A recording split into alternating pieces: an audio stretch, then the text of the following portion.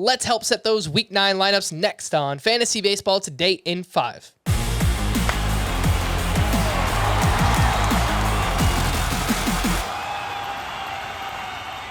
Welcome into FBT in 5. As always, make sure to follow and stream us on Spotify. Today is Friday, May 27th. I am Frank Stanfield, joined by Scott White. Let's take a look at the schedule first, and it's kind of a weird one. We've got 14 teams with 6 games, 11 teams with 7 games, 4 teams with 8 games. That includes the Tigers, the Brewers, the Twins, and the Cardinals. And we have one lucky team with 9 games next week. That is the Chicago Cubs. Let's start with some fringe 2-start pitchers here, Scott. Would you start Chris Bassett against the Nationals and at the Dodgers? Yeah, kind of shaky his last 2 outings, but I have faith in him overall, and one of those matchups is good anyway. So I would still consider him a must start with 2 starts. Luis Castillo at the Red Sox versus the Tigers. Slightly less than a must start, but the matchups are better, and he's been trending the right way with the velocity. So an advisable start. Our good friend, Uncle Charlie Morton, at the Diamondbacks and at the Rockies.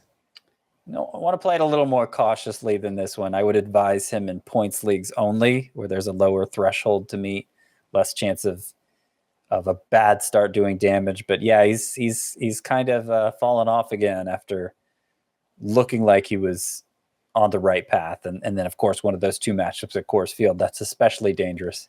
Ranger Suarez is having a subpar season so far. 2 tough matchups against the Giants and the Angels. Again, points league only. All right. It helps in that format that you can start him as a reliever. Yep. Marcus Stroman, he's pitched better recently, but he's got 2 tough ones against the Brewers and Cardinals. Points league only. Not a bad sleeper. Paul Blackburn up against the Astros and Red Sox. Tough matchups. Yeah, points leagues only. I don't have a lot of faith in Blackburn overall, but he continues to exceed my expectations. All right, let's move into some sleeper pitchers for next week, Scott. Some 2 starters and some single start streamers. Who you got? Okay, so George Kirby, starting with some 2-start guys. George Kirby seemed to come around a little bit in his most recent start, in his matchups this week at the Orioles, at the Rangers, 2 favorable ones. So I am definitely into playing him. Aaron Ashby just joined the rotation in place of Freddie Peralta, and I love the upside, the combination of swing and miss skills and elite ground ball rate. He gets the Cubs and the Padres. I would recommend him in most any format. For points leagues specifically, I think Jakob Junis against the Phillies, against the Marlins. He's been pretty steady this year since joining the Giants rotation. He's only 14% rostered. And Glenn Otto, only 5% rostered. He gets the Rays and Mariners.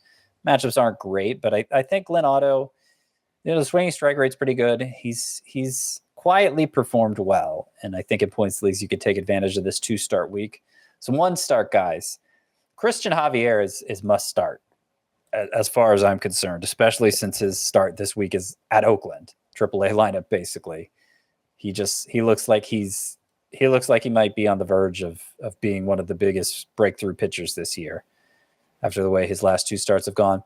Jose Urquidy, another Astros pitcher, saw a jump in strikeouts in his most recent start. I don't know where it came from or if he can sustain it, but he's at the Royals this week, so I'll bet on him, at least with that matchup. I also like Bailey Ober at the Tigers. The Tigers far and away the lowest scoring team in baseball. All right, let's move on to the hitters. The best hitter matchups, the Cardinals, the Braves, the Tigers, the Dodgers, and the Cubs.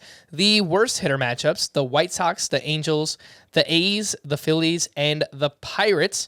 Who are some sleeper hitters looking to add and start in Week 9? So I'm going to start with that Cubs 9-game schedule, which is just, you rarely see that, 2 doubleheaders in 1 week.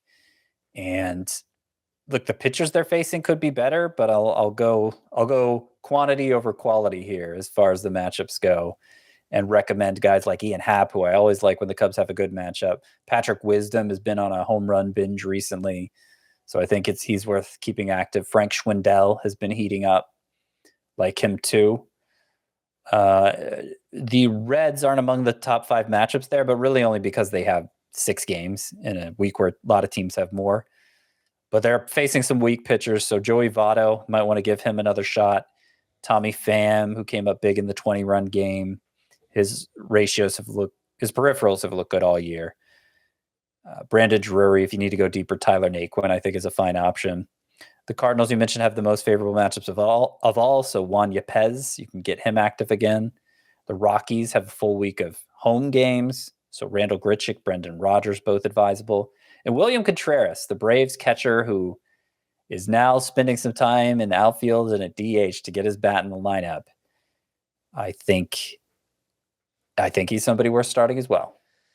Yes, for sure. And got those games in Coors Field. He's looked awesome. For more extensive fantasy baseball coverage, listen to the Fantasy Baseball Today podcast on Spotify, Apple Podcasts, Stitcher, your smart speakers, or anywhere else podcasts are found. And thanks for listening to Fantasy Baseball Today in 5. We'll be back again tomorrow morning. Bye-bye.